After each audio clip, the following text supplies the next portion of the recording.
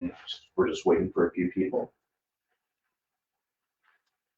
Good evening. This is Sandy Allen, Phifer Principal. Thank you for joining us. We are going to have a brief presentation about what's happening next year at the middle school with cell phones and Yondr pockets. And then we'll have a brief Q&A session afterwards. We'll try to answer all the questions we can in the time we have allotted. We have about a 30-minute window here available.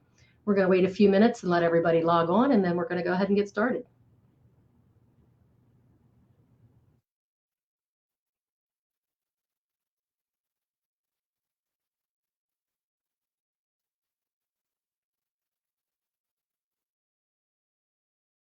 I was wondering if I had mute.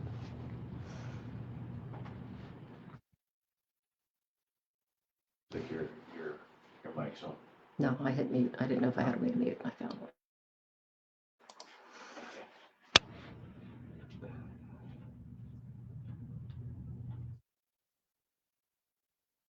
Can you see if people are on?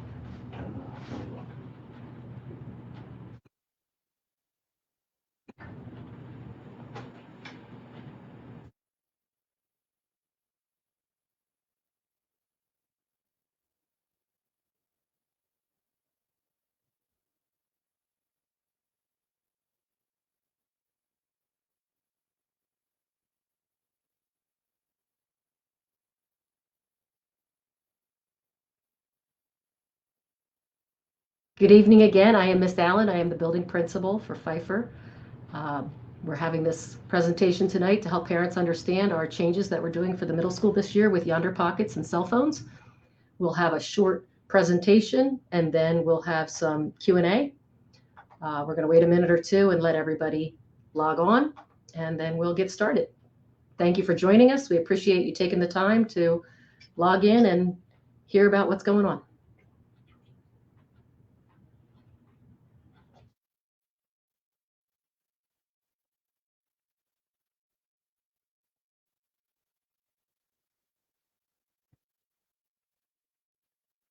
People are typing in and saying hello and greeting. Thank you. This is my first Facebook Live event, so you'll have to bear with me. I'm learning how to do some of this stuff. I don't like being on camera. I have a presentation. It's short. I'll go through that, and then, as I said, I'll try to answer anyone's questions that you have. I'm sure you have plenty, but we'll go through and try to make you feel better about this initiative.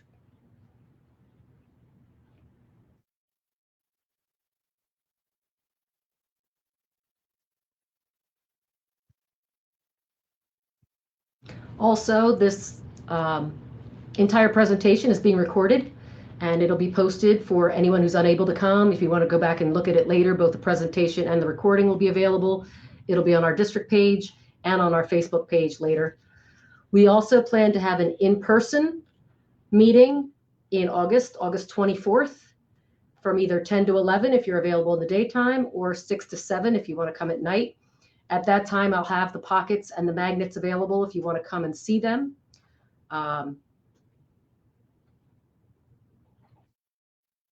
It's a good question. We'll go over your questions when we have a second, okay?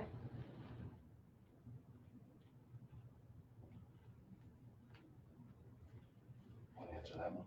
We'll go over the question right now. We'll do it with the question. Yeah, we'll do it with the questions. Okay.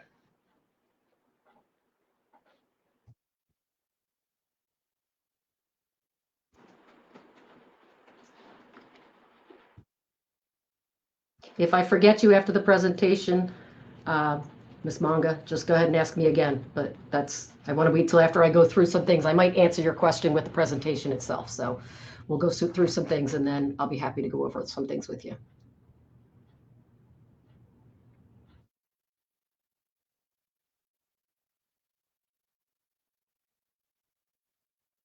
Phifer Middle School is going cell phone free.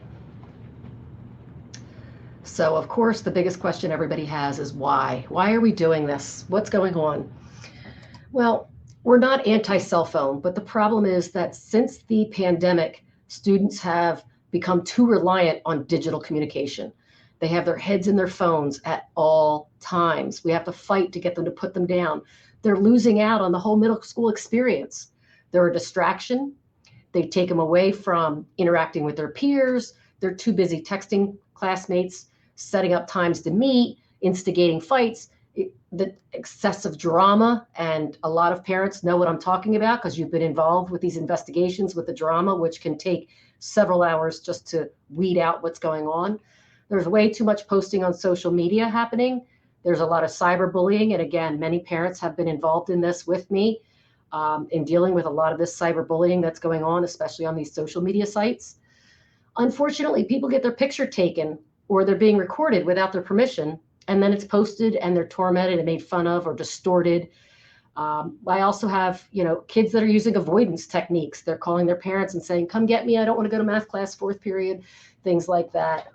Or wanting to tell their parents in the next 5 minutes something that happened. These are conversations that should happen when you get home at night. You should sit down and have a conversation with your child about what happened during the day. So it's really taking away from our 11 to 13-year-olds in the experience that we had when we were in school. We didn't have cell phones, and we experienced a lot more that they're not getting to. What's the plan? So the students will come in the building every day, and they will go directly to their homeroom. In their homeroom, there will be a bin, and there'll be a pocket for each student in there.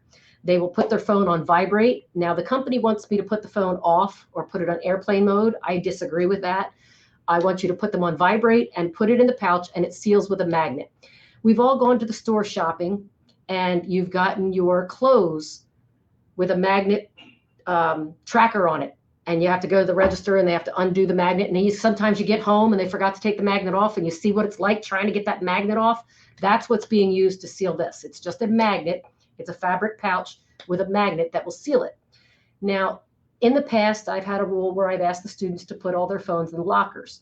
And I've had a lot of resistance from both parents and students that they're concerned that it'll get lost, that it'll get stolen. It's not secure there. So this allows them to carry their phone with them all day. It'll be in their possession. It'll just be in a pouch. They can't text, they can't call, they can't do anything with it. If they want to put it in a locker, that's fine. I believe the lockers are safe, but you're entitled to feel they're not. I don't want to argue that point. So if you're more comfortable with it always being in their possession, that's available. Their names will be written on the pouches, so we'll be able to identify it. If they leave it somewhere, it'll get back to them. That is not a problem. We've put a homeroom period into the end of the day. All students will return to homeroom at the end of the day. Their homeroom teacher, a magnet will come to the room. It takes about a minute or two to unlock 30 pouches. So we'll have a cart with a magnet that will go room to room down both sides of the hallway. Within the 10 minutes that we have for afternoon homeroom, all the pouches will be unlocked, and the pouches will go back in the bin in the homeroom and stay here. So I'm not asking them to hold on to it. I'm not asking them to carry them home and back, because I'm not sure that will happen. What if my child needs their phone? I understand there's times that they may need to get a hold of you, or you may need to get a hold of them. There will be magnets located throughout the building. There will be a magnet in every house office, red, gold, and blue. We have moved the guidance offices into the wings, so each guidance office will have one, red, gold, and blue, so that's 3 more. The main office will have one, the nurse's office will have one, the front vestibule will have one, and again, I will have them on the carts to go up and down the hallways.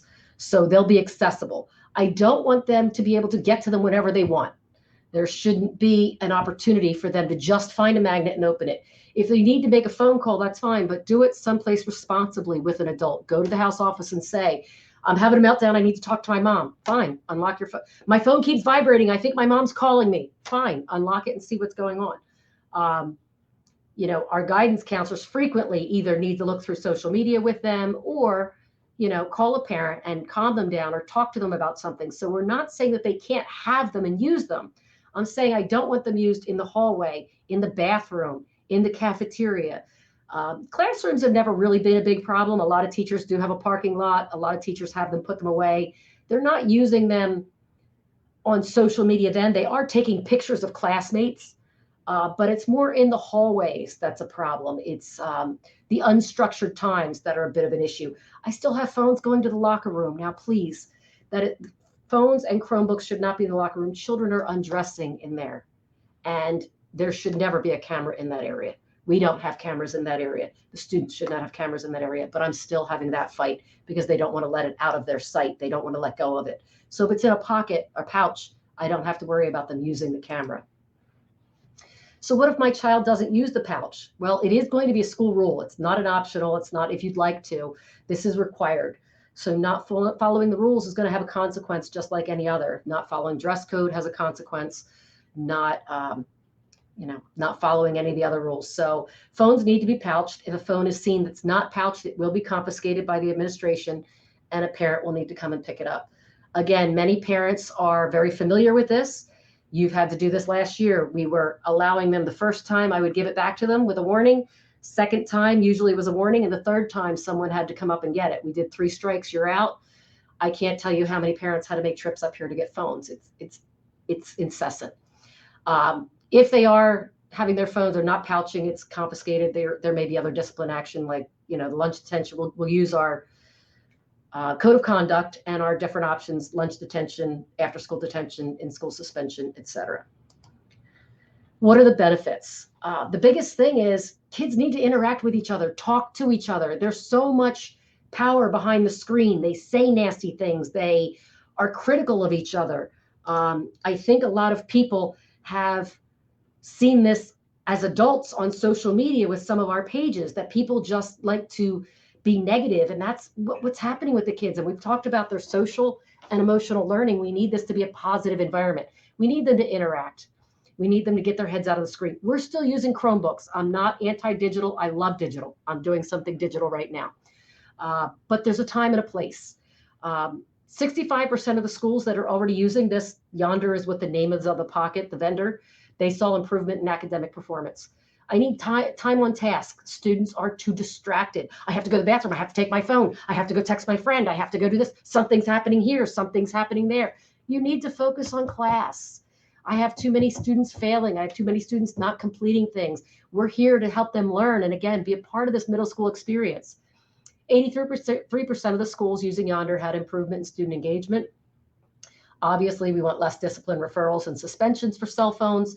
Unfortunately, every year I have police department have to confiscate phones due to inappropriate content and things of that nature. 74% increase in improvement with that. That would be wonderful. And the students need to feel safe in the building. They need to know that they're not being recorded, that somebody's not taking a picture of them, that they're not, spend 5 minutes on Instagram tonight and look. There's pages called Phifer Dummies, Phifer Retards, Phifer Backpacks, Phifer Shoes, Phifer Whites, Phifer this, Phifer Teachers, and they're taking pictures and putting them up there for the purpose of tormenting each other. It's not okay. It's not okay. And again, my doing this in the school is not going to eliminate their use of phones. It's not going to eliminate cyberbullying. It's not going to eliminate their communication. I just want to limit it from 7:30 to 2:30. I want to see them. Parents are concerned about, when my kid gets off the bus, I need to be able to track them on the way home. They'll have that ability. I'm not changing that. They'll have it on the bus. Unfortunately, they'll still be able to record people on the bus and those things. That's another. But I'm hoping to help these teenagers realize that they can go 7 hours without this device. Their life isn't going to end without it. Parents, teachers, we have these issues. We have children that we have to check on. We have parents who may have fallen and can't get up. There's a reason that we need to be a little bit more in touch with our phones, but students aren't there yet. We need to show them that freedom. We should have that freedom for 7 hours to not worry about all of the other things going on around them. Other information. If there's an actual emergency, for example, if there's a school shooting, if there's an actual emergency, as the students will tell you with their drills, there's a designated spot in the classroom where all students go. Every room has a corner, a back, a closet, someplace. At that spot, teachers will be able to open the pouches if they need to be. They're not indestructible. They can easily be accessed in an emergency. We will not do that for drills, but if there was an actual emergency, there's a way to get the pouches open, and we would absolutely do that. Other school districts are using these pouches and have had success. If you look on the website, I did put up a couple of articles that show Philadelphia schools have been using this. When Yondr came to talk to me, they told me a couple of Camden charter schools are using it, and then there's several other states that are using it. People have asked, why is Phifer the only one doing it? Phifer is starting because of the age range and the maturity level of our students. It was identified to be the one that needed it first. The high school students don't seem to get as agitated about the social media, the things like that. It hasn't posed as much of a distraction for them. That doesn't mean it won't be expanded to other schools, but we have to start somewhere. Start small, figure out the bugs, work out the quirks before we try to expand it. Damaged and lost pouches will need to be replaced. It's $18 is what it costs per pouch. They will give me extras. We're talking about intentional damage, not something, they were using it, it got dropped, it got stepped on, and the pin got bent. That's fine. I can replace the pouch. That would, similar to what we do with the Chromebooks. If it's an accidental damage, that's one thing. If it's you took it and slammed it, that's another thing. I think that was my last. So I'm sure there's lots of questions and concerns. The biggest thing that I want to convey is I really think this can work if we work together. I really need this to be a partnership between the parents and the school district. Without your help, obviously, it's going to be an uphill battle. But I really think that they are so, and I think the teachers will chime in and tell you, we have some that are on this live chat right now that may chime in with some 2 cents worth, but it's really hard to keep them away from their phones. They are so attached. It's almost unhealthy how attached they are. So again, I'm not anti-cell phone. I'm not that they can never make phone calls. I have no problem with them calling you. You can call them. I prefer you call the school to call them. But if their phone is vibrating because you're trying to get a hold of them, they can go to a number of places and unlock it and be there with an adult and use their phone. All right, I'm going to try to scroll back. My granddaughter is afraid after checking the reviews online. The Yondr pockets, like I said, it's just a fabric pouch with a magnet. There's nothing to be afraid of. Like they always have their phone and things like that. If an emergency, like I said, we'll go into the corner and we can actually get into them. So we have that addressed and we're prepared for that. But again, only in an actual emergency. We won't unpouch them for drills because we do 2 drills a month, things like that, which I'm sure many of you are aware of. So why not have a magnet for every classroom? I actually inquired about that with Yondr. The magnets are very expensive. It's a highly powerful magnet. I have probably 75 classrooms. I'm buying 12 magnets right now. The other thing is Yondr said that they improve the product every 6 months. So whenever they get a new one, they're going to replenish. So I guess they're making the magnets stronger, or maybe they die with time. I'm not really sure if how that powerful of a magnet works, but they said that basically, and it's included in our plan, that every 6 months or so, the kids will be getting a new pocket and there'll be new magnets. And that would be very cost prohibitive to be replacing 75 magnets every 6 months. I completely agree and thankful for the solution. However, please update parents quickly when there's police action at the school. We parents get paranoid easily due to the new era of shootings and other traumatic events. You are correct. Hopefully you have text messaging and the emails. I like to use that more than the phone calls. I'm the one who has Blackboard to send those things out. What happens though, when there's an emergency and something going on, I'm preoccupied handling the emergency and I don't get to my computer to send out. I'm working on getting my secretary the access to be able to do those Blackboard postings. So I have seen that myself. Good news, bad news, my kids go to the district, so I realize that the notices don't go out because I don't get them on my phone either. It kind of helps because I forget, and then I'm like, oh wait, I never got a text about it. I think I forgot to do it. So that helps me remember, but I am going to allocate a new person to be in charge of that just to make sure that it gets out more timely, because I am usually very involved in the incident and unable to communicate with parents. So thank you for that, but we are working on that. I can't say that it will or won't. We'll have to see how it goes. I think if it's successful, that's definitely something that we'll look into. I'm sorry, the question was about the high school. I hope you saw that. I didn't read the question. I see a lot of positive ones that we're not putting up there.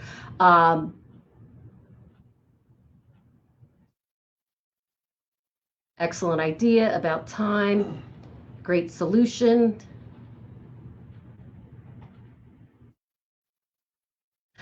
Parents need to work in a school setting to understand exactly what people who work in education go through. It's a lot. I mean, I've had a lot of parents that substitute, and honestly, they don't necessarily want to substitute again when they find out just how much is involved in dealing with our teens these days. That's one of our teachers who's encouraged. Fortunately, the teachers are excited and apprehensive as well. They're afraid to get a lot of pushback from the students. They're afraid to get a lot of pushback from the parents. But the pros and cons, again, you have to weigh these things. The amount of aggravation that they've dealt with in the past 2 years since the pandemic, and I really think it just made things worse. They really think that they have to have that at their fingertips at all times. And again, we as adults need to do it. I mean, there's people that go on vacation and go electronics free, or go, you see there's artists and there's famous people who do this. They go black, they go dark for a while, because we're all finding that we're too obsessed with it. And it's not meant to be, especially for your children, it's not meant to be a means of entertainment during the day. It's meant to be a means of communication in an emergency. And if I've confiscated 100 phones in a day, there wasn't any emergencies. So why were those 100 people on the phone? That's kind of what we're trying to address and settle. Students have anxiety when they don't know what's going on in their phone. I understand they're tired of the fights going on, but this is going to cause 10 times more anxiety. Well, it's because it's all day. They don't need that. That's what I'm trying to cure. An 11-year-old should not have anxiety about not being able to see their phone or what's going on in their phone. They're in school. That should be their only concern at that time. From 7:30 to 2:30, their only concern is what's going on at this building. They're not looking at life events. They're not finding out what's going on in the Ukraine. They're not finding out if Trump got convicted or not. That's not what they're using their phones for. They're using their phones for these other things. Funny enough, I did this as a demonstration for my teachers. We had an in-service, a workshop, and it was about state testing. It's a requirement that I do every year. And surprisingly, teachers are a lot like students. They don't always pay attention, and they're on their phones and doing different things. So I had Yondr come to my meeting, and every teacher had to put their phone in the pouch and seal it while we had the training. And the teacher said exactly what you said.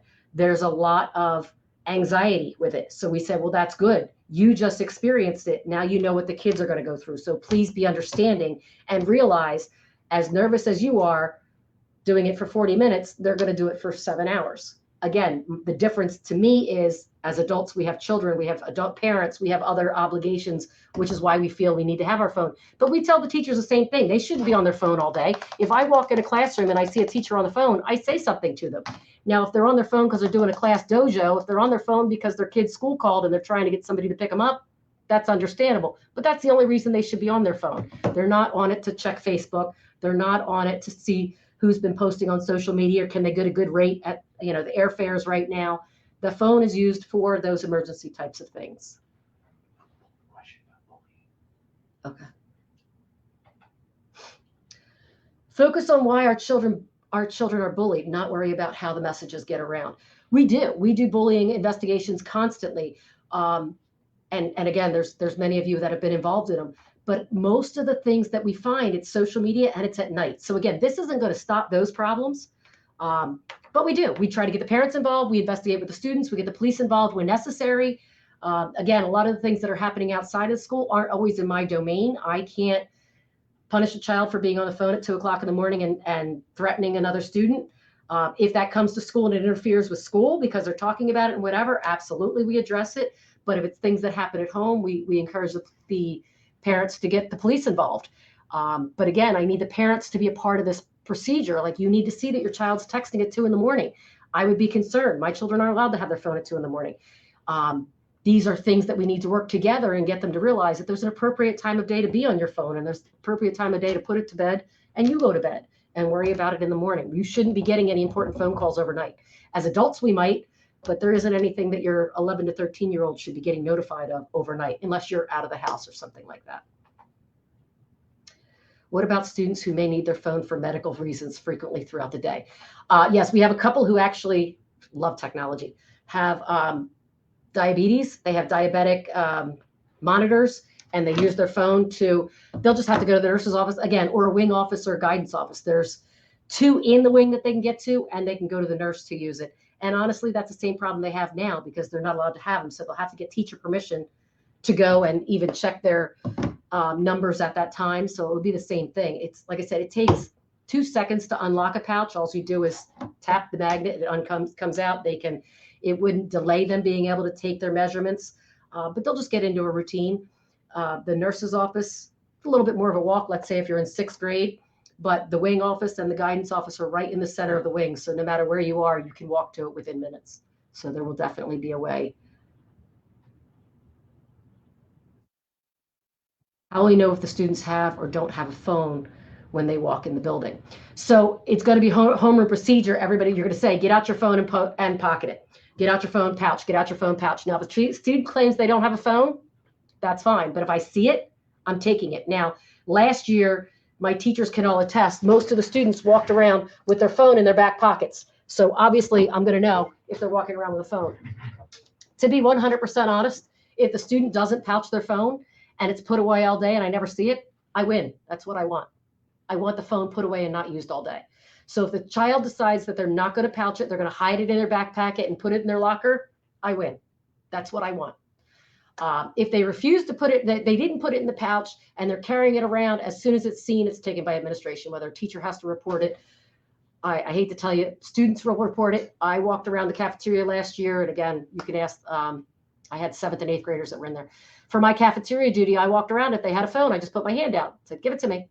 And the kids got, Miss Allen, she has one. Miss Allen, he has one. Over here, because they don't like the fact that they're not allowed to have it and you do. So they will tell on each other.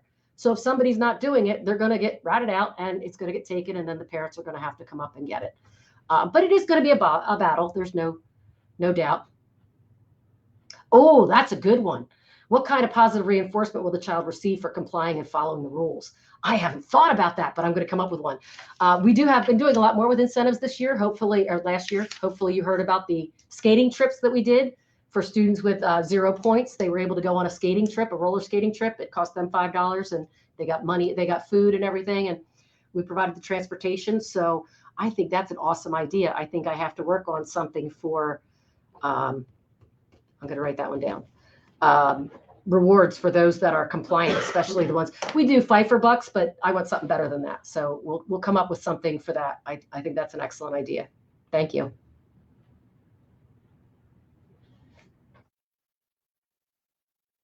What happens if the phone breaks or it gets lost? Who is held responsible?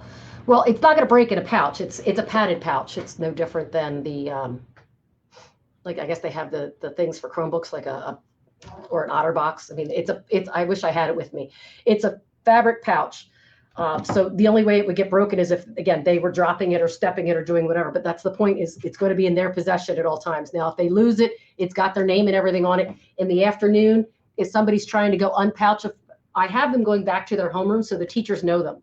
So I have 20 kids in my homeroom. They all pouch their phones in the morning. When they come in the afternoon to unpouch, I'm not letting you unpouch someone else's phone. You only get to unpouch your phone, and I get to see your phone, your name on it, unpouch, your name on it, unpouch. So you're not going to be able to unpouch someone else's phone. So you're not going to be able to take, if you have a pouch that's not yours, I'm going to return it to the person it belongs to.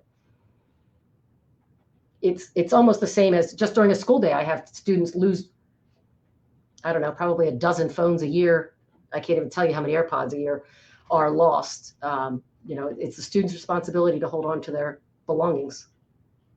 I say put it in your locker, then it's safe. You don't have to worry about it.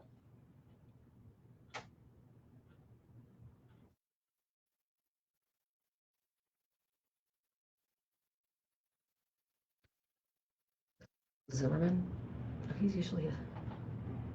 Police are called by students when school shootings take place. What measures are being taken to protect the students when they can't contact someone in case of emergency?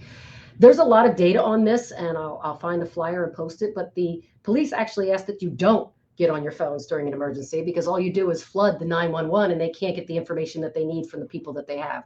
We have a blue light. We have a direct, a direct line between us and the police department. Once we pull a lever, which anybody can get to, it's in the main office. When necessary, you pull this lever, it immediately contacts them. They have access to the buildings and things of that nature. We do security drills regularly. Like we've dealt with a lot of this. If you have to evacuate and there has to be a place to meet, we have that taken care of. If we evacuate and find out there's a bomb, we need to go further, we've taken care of that. We have these protocols, and we're going through the state and the government all the time to make sure that we're doing what is best. But I think if you do research, what they tell you, I mean, I've seen it and I've been to workshops about it, but the students and the teachers, they really don't want you calling 911. They don't want you getting on the phones. It makes it worse. And besides, you're supposed to stay quiet. The biggest thing is what studies have shown. I'm not an expert. This is not my realm. But what studies have shown is a shooter is looking for the mass amount of people in the shortest amount of time. So they want to go where they know there's a lot of people. So if they're walking by a classroom and they hear you talking, they know there's people inside. if they walk by a classroom and there's no noise, there's every reason for them to continue walking. They want to find mass amount of people in a short amount of time. So if everybody's on their phone, if everybody's talking, if everybody's calling their moms, that's going to make noise and attract someone to that place. That's what they have said from what they've done their forensic, accounting of school shootings in the past.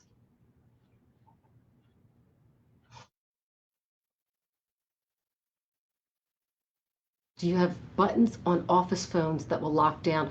The only way, this building is older than others. I can't speak to what happens with the other buildings.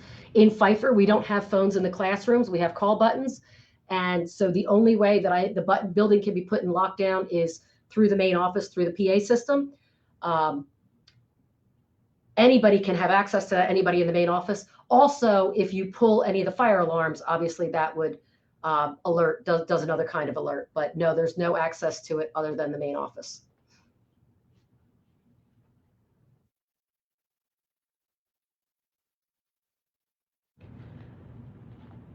Again, their phones are with them. If there's, well, again, when I was in school, I didn't have a phone, and my parents were able to get in touch with me when my grandfather died, and they had to come pick me up. You can call the school.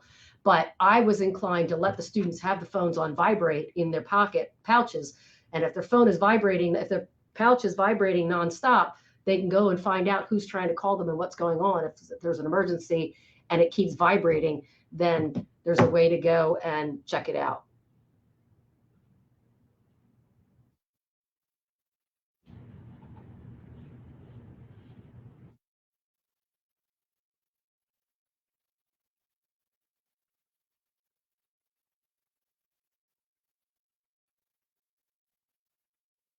How can we have this information in Spanish? Oh, good question. I don't have a good answer to that question.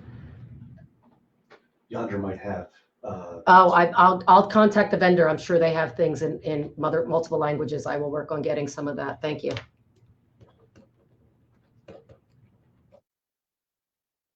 Otherwise, I think we have a district translator. I'll work on getting them to get it translated at least into Spanish and Vietnamese for our other parents.